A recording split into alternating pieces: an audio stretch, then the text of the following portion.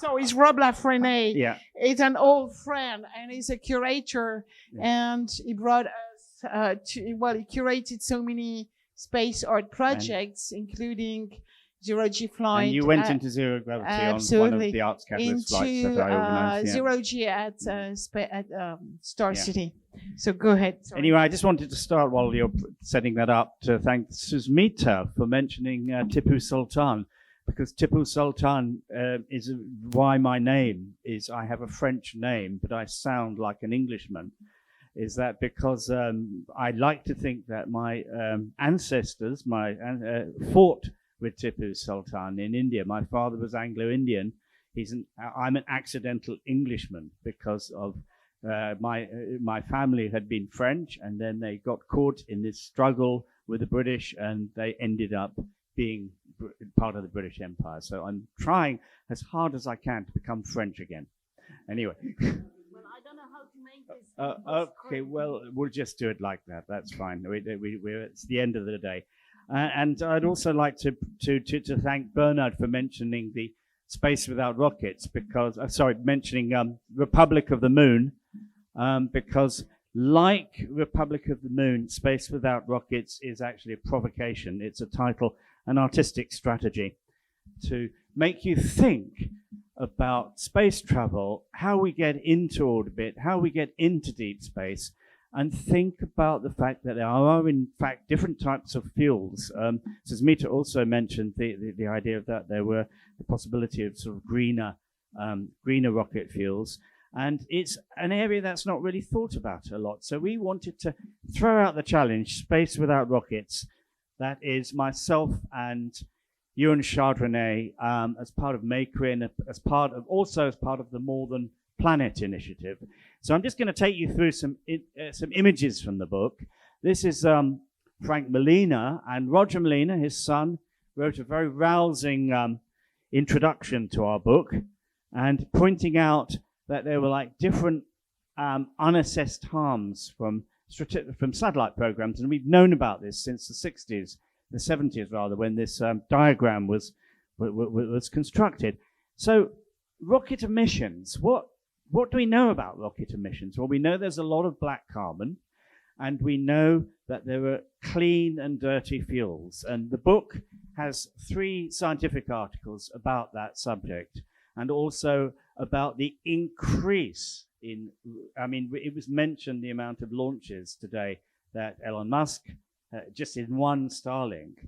When we wrote this book, when we put this book together, there had already, in June, there'd already been, I think, 77 launches, and I don't know how many there's going to be by the end of the year, but there is this issue of black carbon, and we're not quite sure what the effect on global warming, that black carbon, is going to happen. So I'm going to try and go through these a bit faster.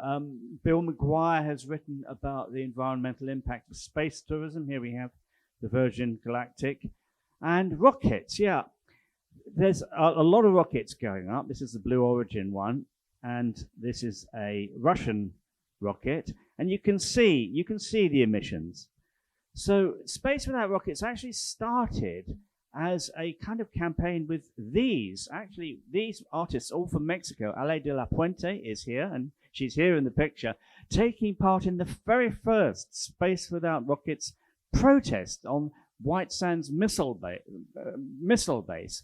And that was the opportunity to have our first Space Without Rockets conference. And that was provoked by Thomas Saraceno's first human-powered flight, which we see. This is actually his first untethered flight that happened in the Atacama Desert. But in White Sands, we see a number of people holding, in a collective activity, holding a tethered balloon. I organized this flight along with the University of Texas at El Paso. Ewan Chardonnay was there and has written extensively about the launch.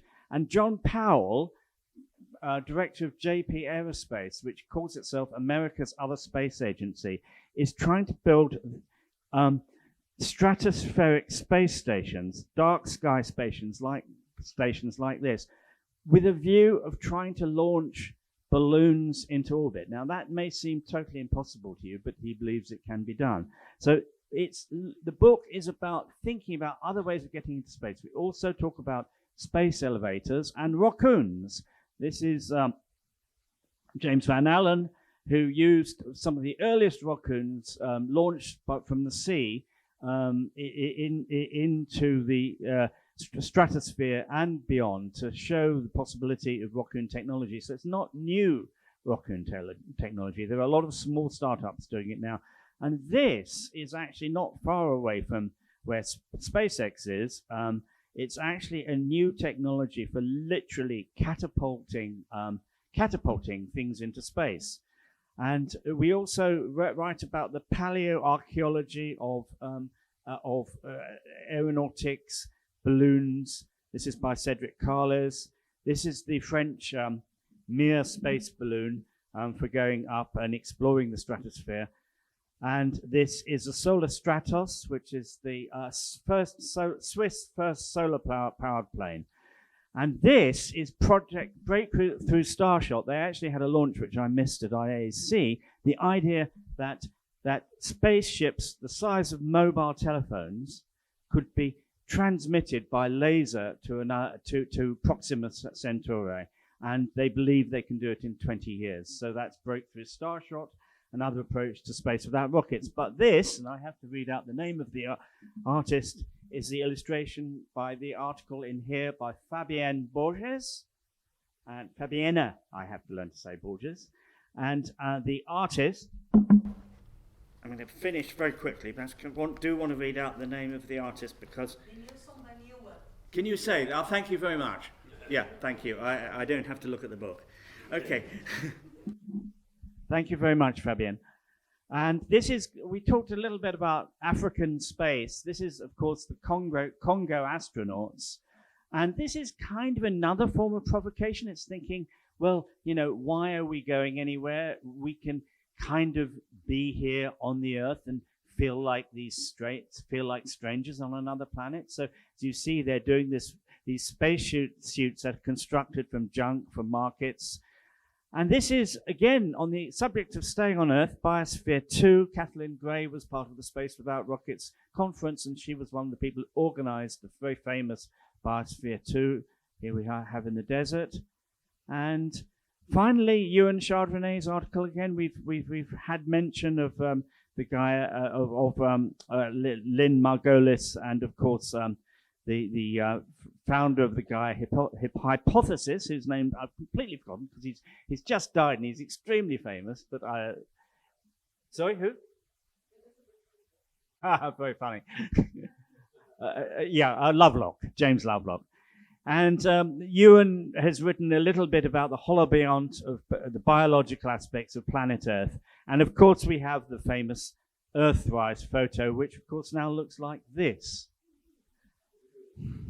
And that's a mixture of large space junk and actual spacecraft. Thank you very much.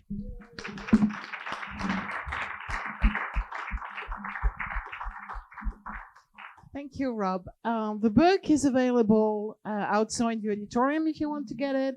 And I have to say, this one I've started to read it, and it's really, really interesting. So congratulations to you, Rob, and to you, Ewan.